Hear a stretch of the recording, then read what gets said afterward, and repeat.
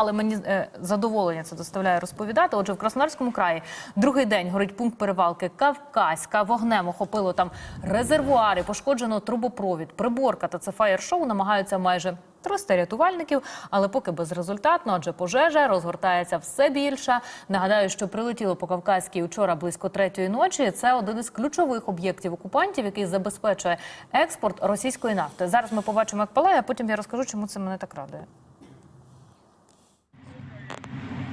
7 утра. Вот такой костер у нас горит.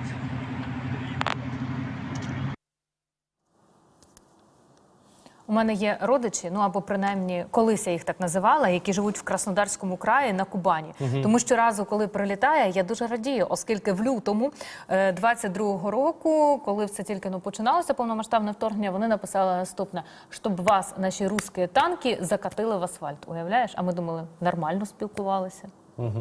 Тому, коли там палає, мені радісно. Я сподіваюся, що до Усть-Лабінська, а де вони зробить саме там, колись та й доберуться.